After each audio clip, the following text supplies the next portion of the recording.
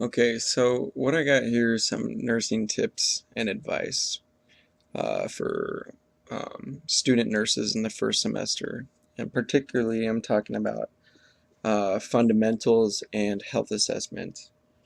Um, I'm also going to touch on, I'm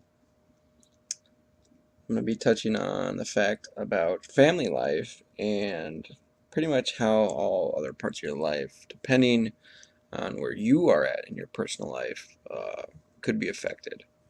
So first of all, I want to start by saying that none of the actual learning is hard in fundamentals or health assessment. Really, none of it really is. It's just very time consuming, and that really pisses me off for the most part.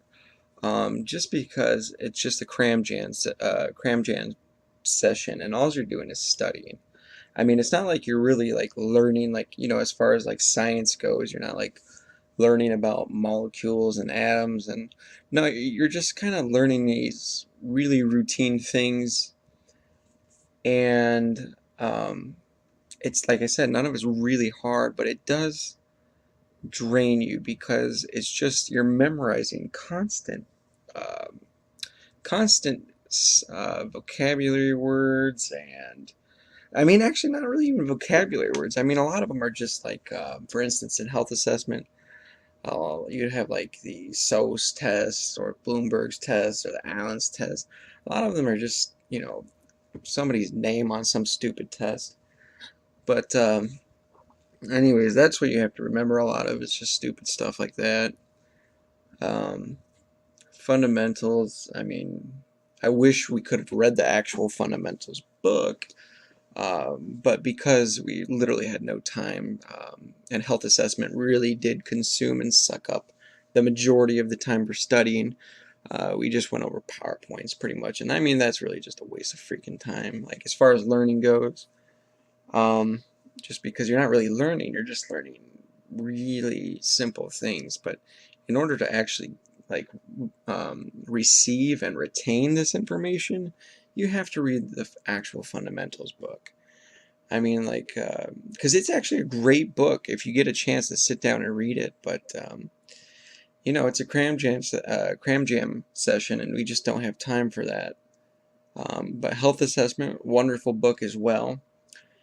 I would say skip all the scenarios and just learn the abnormal and normal values for everything and all the screening stuff. Um,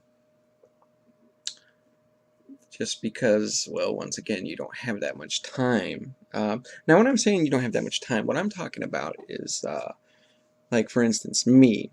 I have a full-time job. I work 40 hours a week. I have almost 4 children.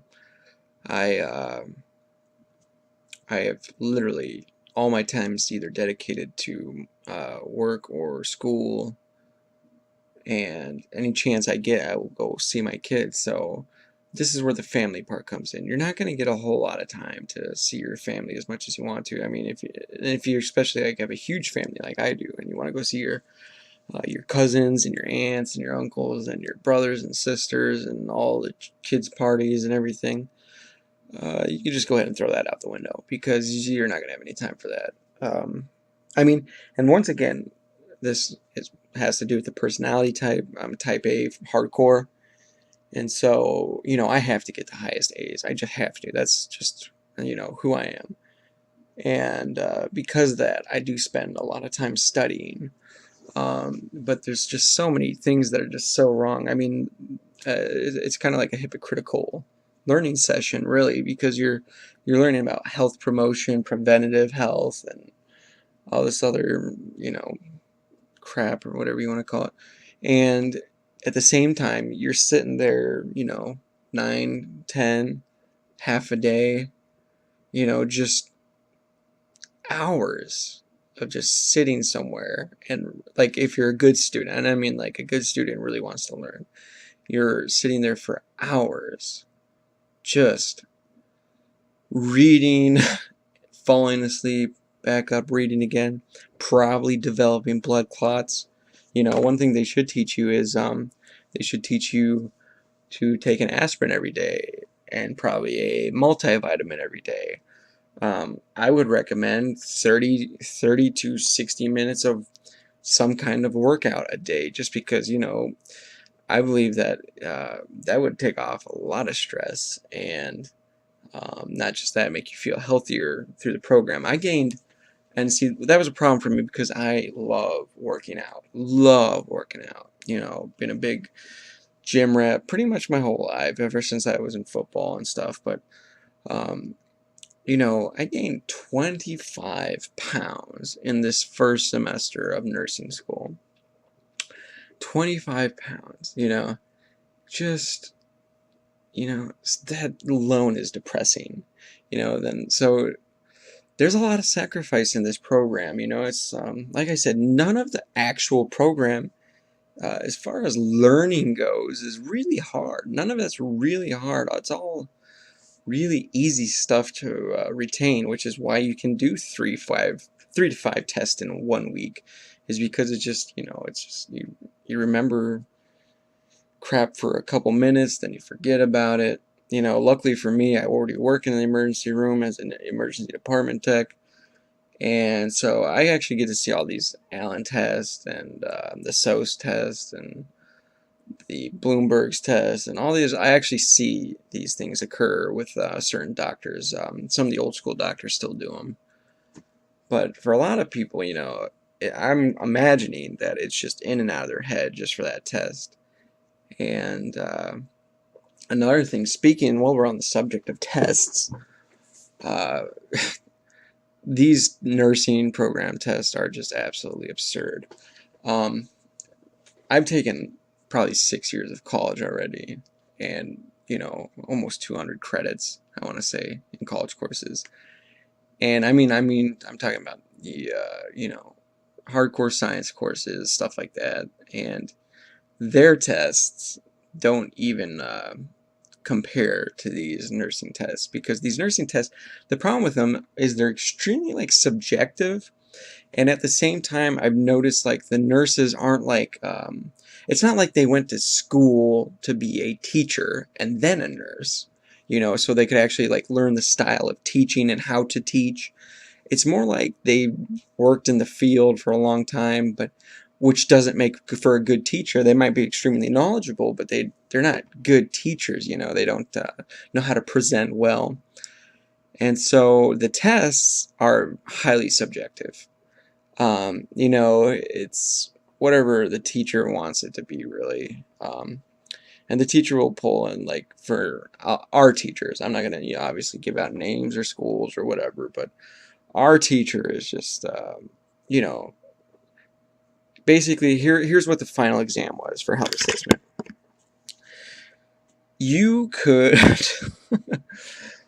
her PowerPoints were ridiculous because there was never anything from the PowerPoints on the test.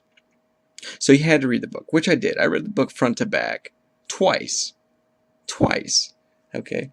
And her tests, her final, let's just talk about the final. Her final, her review was 30 minutes or something stupid like that. But her actual test was literally, if between pages 1 and 1,000, anything could be on it. Anything could be on it. Between 1 and 1,000 pages, anything could be on that test. Not the main points of chapters, but literally anything could be on that test. And so it's just, and I mean, some of the dumbest things you would see, ever, would be on that test. Very specific, very, very specific, Anyways, Jed, I'm getting myself flustered thinking about it. I aced the final exam, whatever. But, well, if you're really looking forward to be a nurse, you gotta bite down and go through this crap, which is another thing that these guys aren't, these nursing programs and teachers and whatever, they're not straying away from, is that it's kind of like tradition that nursing school should suck, which is really stupid, because once again, I'm pro learning. I believe that especially if you're going to be in the medical field as a nurse or a doctor. I don't know nothing about the medical school, I'm not in it, but if you're going to be a nurse, I believe that you should be overqualified for your schooling, meaning that you should be able to retain almost every detail of information. Because that's going to make you a good nurse. You're going to see stuff in the field where, you're going to get those nursing hunches of like, okay, this guy's probably having a stroke or this guy's having a heart attack. But I just feel like when you leave nursing school, it shouldn't just be one stupid cram jam session just because tradition has it that way.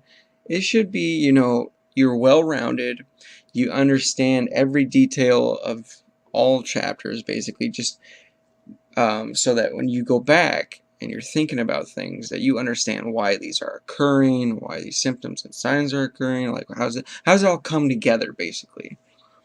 And so, yeah, I'm not too satisfied with the classes. I've actually, on the surveys, I've put many times that all these classes could probably be online.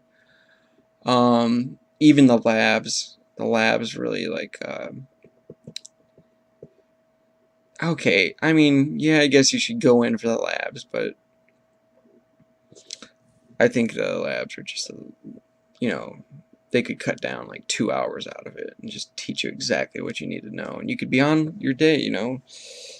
It's just so time consuming because half the time you're just listening to bullcrap in class. You're listening to these teachers who just read off a PowerPoint. Like, yeah, we get it. We can read off PowerPoints too.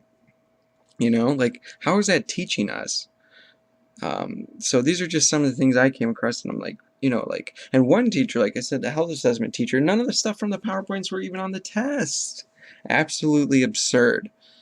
And so, it's just like, why are you wasting all of our time when we could be spending this time actually reading the fundamentals book, reading the health assessment book, and not just cramming, but actually like enjoying to study, to learn. Like, that's the whole point of college is you're there because you want to learn something. You're not there because your cram jam session for a license. Unfortunately, nowadays most people are in college for cram jam sessions for license and stupid crap like that.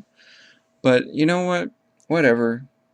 They're just trying to get jobs, and they're oversaturating the market for nursing. But it's 2020 is going to come, and all those baby boomers are going to be retiring anyways because they were trying to retire back in 2008, and obviously the collapse of the economy didn't happened, and so that kind of turned everything off for 2008 up until recently. So the baby boomers are finally coming back, and they're starting to make enough money so that they can retire now. So there's going to be a need for nurses, but like, it just shouldn't be like a puppy mill, for crying out loud, where we're just pumping out one after another, and just because you pass the NCLEX, which, by the way, you'll notice a lot of my chapters are on ATI stuff.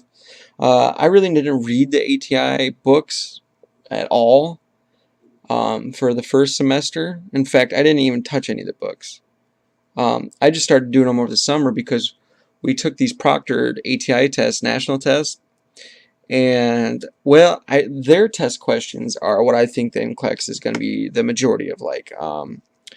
In fact, I think if you're studying for the NCLEX, I would seriously consider the ATI test questions, because I have a good feeling that's probably where they're going to go with those questions on the NCLEX.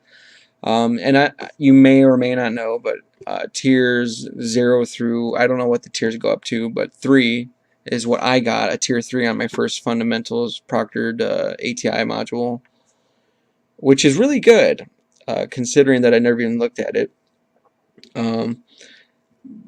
Which is like the 90s. I think I was in like the 97th or 99th, something like that, percentile.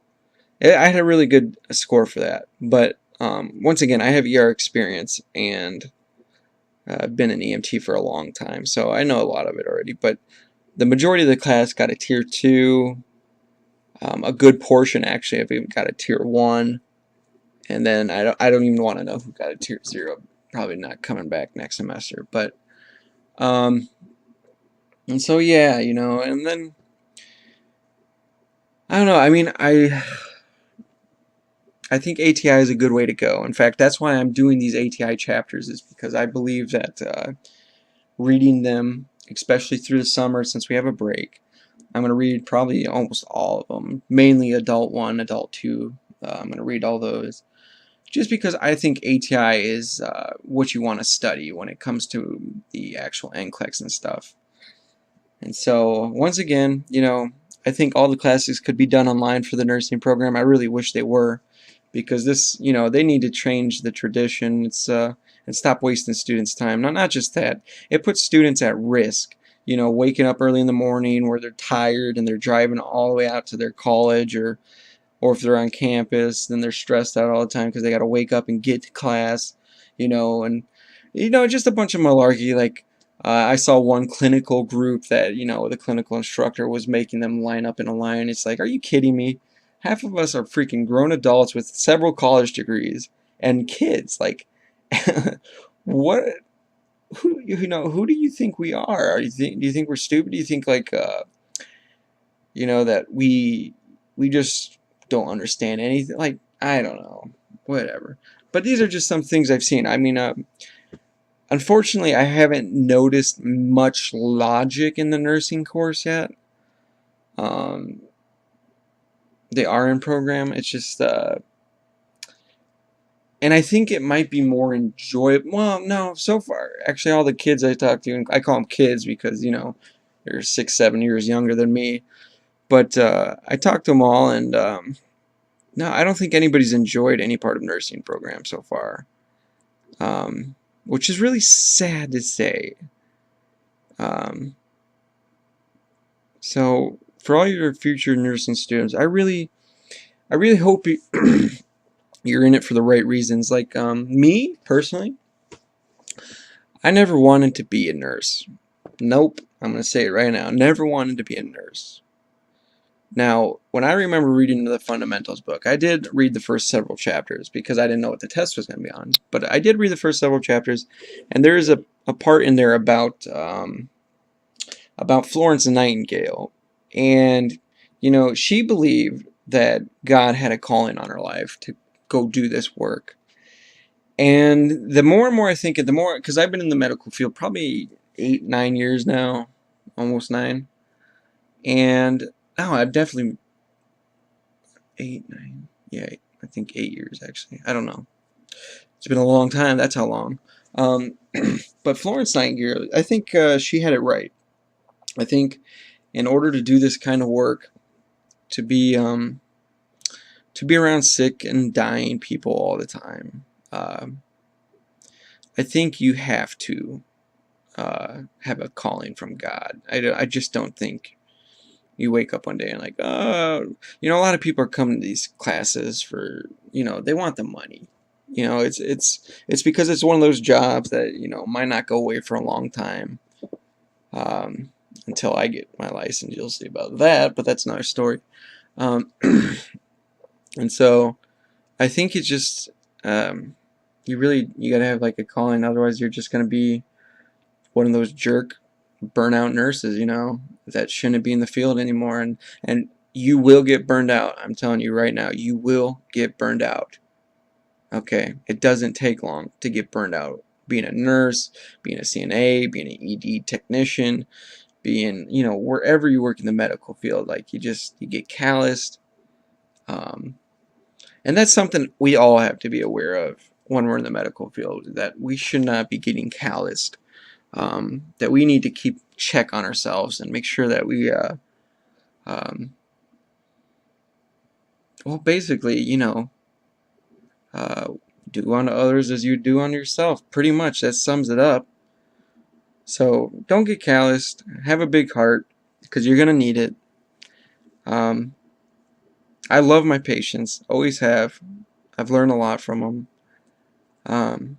Listening goes a long way. Never rush through anything, because you don't get anything done anyways when you're rushing. I hope you guys all enjoy clinicals, but and don't be nervous when you guys are going in there to do your clinicals. Be confident. Confident but humble. Confident but humble. And go in there with, like, I'm willing to learn, I'm here to serve kind of attitude, because that is the job you are going to try to get. You are joining a service industry, and the probably biggest growing service industry in the nation. And it's just that you're serving people. You're serving people. So do it out of respect for these people.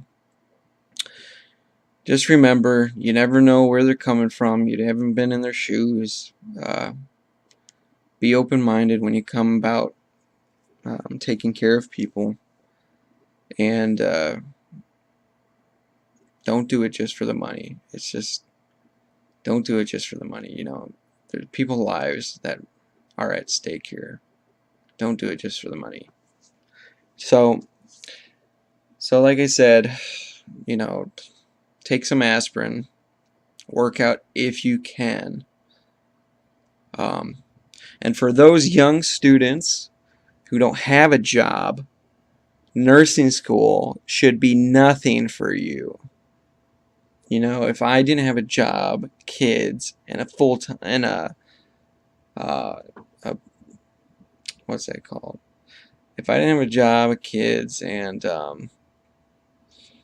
going to school, I guess you could say, I would just blow this course away. I know I would. Because I'm scoring really high in my classes, and I got a ton of crap on my plate. A ton. In fact, I think I'm the person next to me with kids is or with any family to take care of is, I think she has like 2 kids. I'm going on 4. And you're like, oh, well, it's your fault for popping out 4. No, it's not. 2 kids were dropped off on my doorstep, and I adopted them. So it's just like, well, yeah, I guess that's my fault as well. But anyways, I love those kids. I love all my children. And so I really hope the best for you guys. This is just a little introduction. If you wanted to know what I was before I landed in the medical field, I was just getting out of the fire academy in the Florida State Fire College. And I finished first in that academy, which, if you know anything about firefighting, that's like one of the best academies in the nation. And I finished first there. And as you can recall, back in 2008, I was a young whippersnapper. The economy just crashed. Took a tank. They were letting off firefighters for probably about 5 years. I remember showing up to a cafeteria and seeing 600 applicants for one job. And I was just like, you gotta be kidding me. And so I went into pretty severe depression, but, God is amazing, and that's why I think, that's why I'm heading to nursing. I never wanted to be in nursing, but I believe He's opening up doors and just gliding me through these things. He's just throwing me through these things. And so with my little EMT license, out of everything, out of my college degrees, out of my firefighter license, out of all my stuff that landed me a job, it was the little EMT license that landed me a job in the hospital. And I started out as a CNA, then I moved to the emergency room, and now it's taken me all the way down to the nursing program. It took me a long time to make the decision on the nursing program. Pretty much my wife forced me to do it, but that's another story for another time. But it's just doors are opening. God's pushing me through these doors, whether I like it or not. He's making me be a nurse. And who would have thought that it all started with a little EMT license? So that's why it took me forever to join the program, because I really never wanted to, but my wife finally forced me, and so I was just, okay, I'll do it. And after reading the first couple chapters and seeing about Florence Nightingale, after reading about what she said, I definitely I agree with her. You gotta have a calling from God. It's just not it's not a job for it's not a job for the faint of heart, so to speak. So if you don't know God, you don't know Jesus, I would recommend opening up a Bible every now and then and just reading some New Testament, just because you know what, you want to see compassion, read about Jesus. You want to know the truth and the answer to life, read about Jesus. And so those are just the only words of wisdom I have. We'll see what next semester holds.